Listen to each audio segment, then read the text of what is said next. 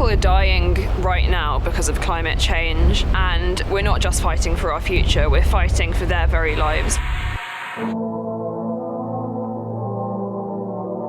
I heard about the UK Student Climate Network through Scala and what they were doing, and I realised that I needed to translate all the thoughts and the fears that I had about what's happening to our environment into action, and I decided to get involved in whatever way I could. Of course we need hope, but the one thing we need more than hope is action. Because once we start to act, hope is everywhere.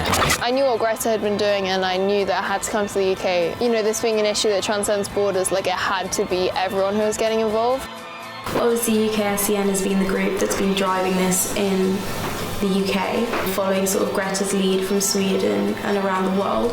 And that's been such an impressive movement, I think, to sort of see young people going into meetings, people my age, like I'm going in as if we're adults, because this is our job, this is what we have to do. You have to work so you can survive. And that's basically what we're doing. I want to break the cycle of inaction on the climate dialogue in this country, and I want to do that by stopping excluding young people from the conversation.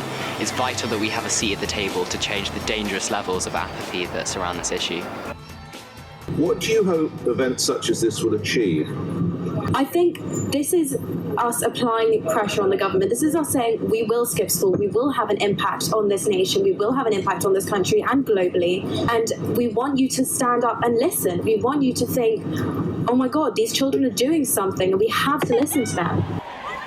The whole point of missing school is young people aren't just kids, we're people just like everyone else. I don't want to be skipping school and I don't want to be protesting, but I don't feel like I have a choice, because like this terrifies me, and I know that you can't have hope without action. Like, you have to do something. 50 years of climate activism has failed because people don't have a big enough stake in it, so they're not going to drive as hard for it. Whereas for us, this isn't a hobby, it isn't a job, we're not being paid, it's our future. Ours has been the generation that's grown up with insane levels of anxiety, and I genuinely think this is the reason why, is that we've been facing like this thing that's just such an incredible threat. We're at a time where our society is incredibly polarised, but this is an issue that I see students everywhere uniting on, like all around the world. Justice! When do we want it? Now! What do we want? Climate justice! When do we want it? Now! It's not a political stance, it's an understanding that we know that this is a huge threat to us.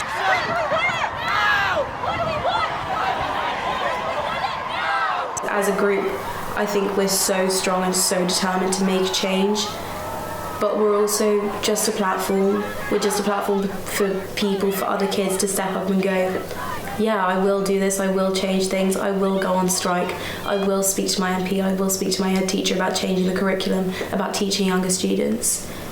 And I just think that's been so amazing. Hi, my name's Jack, and this is me getting arrested, protesting outside the International Petroleum Week conference in London. This is where all the biggest names in the gas and oil industry rub shoulders, meet to discuss their future and essentially figure out how to make more money, all whilst the planet faces catastrophic ecological breakdown. So 17-year-old Noga from the Youth Strike for Climate went down instead to interview some of the biggest movers and shakers in the climate destruction scene. Hi sir, anything to say about the future of oil and gas? You excited for it? Looking forward to it? Because you know I'm not. No one my age is. I got involved in mobilising this movement in Britain because I think that the government isn't listening to the scientists and to us, to the UN, that are saying that we need to stop climate change right now before things get much, much worse than they already are getting. We're really lucky to live in a place where we don't have to face the impacts on such a terrifying scale at the moment, and we're like communicating with people who really are and who are having to deal with it all of their life and already facing like the detrimental impacts. If you look at the 10 hottest years ever measured, they've all occurred in the last 14 years. We have not come here to beg world leaders to care. We have come here to let you know that change is coming, whether you like it or not.